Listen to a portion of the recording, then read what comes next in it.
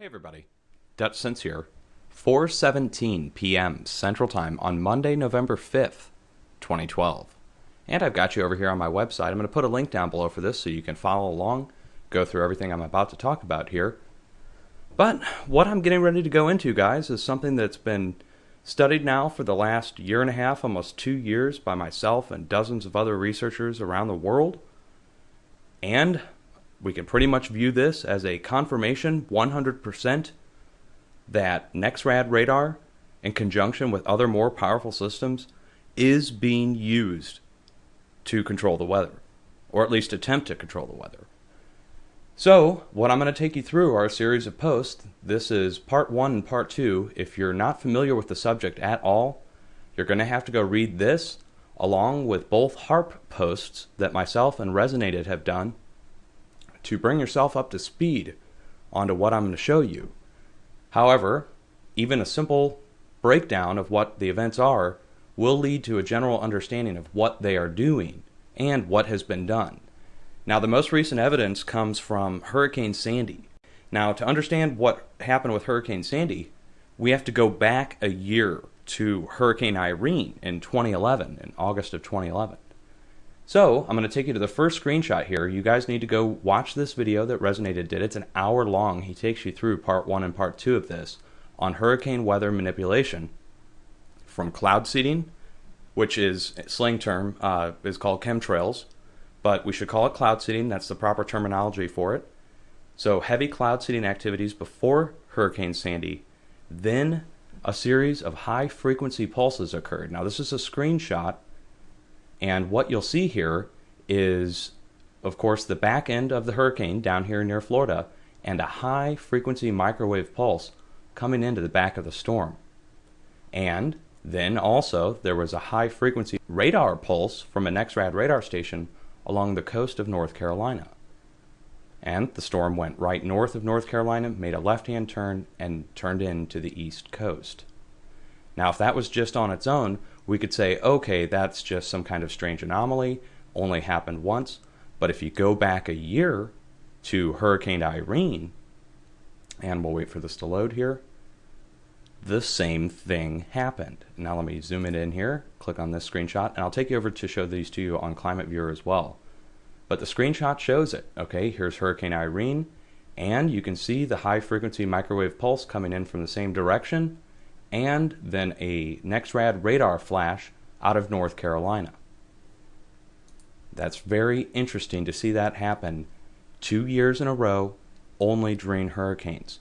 To me, what that says is that both of these frequency flashes from the NEXRAD stations and both microwave pulses coming from down in the direction of Arecibo and Puerto Rico are indeed intentional. Now here's Climate Viewer 3D. Jim Lee has put these plotted out so you can zoom in, you can turn them on and off on each side so you can see each individual flash. And there we go. So you can see this is Hurricane Sandy. This is from the CIMSS. So we'll turn that off and we'll go look at Hurricane Irene. Alright, same thing. When it gets near the Bahamas, the back end of the storm is being pulsed by a high frequency microwave. And then again, a pulse comes out of the NEXRAD station. And what that says to me again is that there is an intent to the flashes that are occurring from ground-based stations. And that brings me back over to the whole post here, which you can go down through, and I lay it out for you point by point.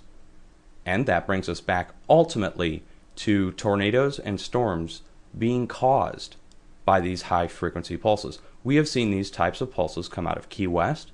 We've seen them come out of central Oklahoma, multiple places around the country, and within a certain amount of time, we see storms come to the center of those pulses. Now, I've assembled all that information. I'm going to put a link down below for this. If you're still skeptical after seeing all this, you can come through and look at each confirmation. So when I see a pulse appear, make note of it, and come back and follow up as to whether or not the location gets hit with storms. Now I have several video confirmations. You scroll through those, and several text confirmations. Most recently being on October 22nd out of Lubbock, Texas. We had a frequency flash, make note of the area of the high intense flash, and then I issued a warning, say watch it for 48 hours, and within 48 hours look at the area where the high frequency flash was. We had hail, strong damaging winds, and look around the area. It's the only spot to get hit within 48 hours. And that went away the next day. That's just one example of over 50 that I've got on here. And then on top of that, now we have it. We have proof. And multiple researchers agree with me. This is not just me. This pulse going in the center of Sandy at the same time that happened, within the 24-hour period of that occurring, we saw a possible tornado detected in Puerto Rico, where Arecibo is located. Arecibo being up here on the north part of the island. So that's pretty interesting. And I'm considering this a full-on confirmation for us that pulses of radar are intended to do something inside of a storm. It's not just an accident, and we can just go with that. We'll have to figure out what is being pulsed, what frequency. Now that we know that there is an intent, that they're doing this during a hurricane 2 years in a row, and we know there's an intent, with the microwave background imagery here, that there's high frequency pulses coming from out to sea or down near Arecibo. Hang in there, folks. Much love to everybody who stood behind me on this, and to all the other researchers who put time and effort in on this, to Resonated, to Daw Design, Tattooed 1009, Bethany Home 7, Warren Error Daily Cost, all the people in the Adepto or Perfectus group, the Facebook groups, the Google Plus groups. All your work has paid off. So in the face of adversity, of all the people who denied, that said that it could not be done, well, here it is. It was done twice. Only during the hurricanes. Only from the certain station in North Carolina. Only coming from the southeast tip of the storm down near Arecibo. The chances of that happening just by accident. So now we know what we need to pay attention for, folks. And much love again to everybody who stood behind me on this. There was times where I really seriously wanted to quit, and I'm glad we didn't. Last year, if we weren't paying attention to Irene, this year the puzzle pieces wouldn't be put together. And now you see the relation. Cheers, folks.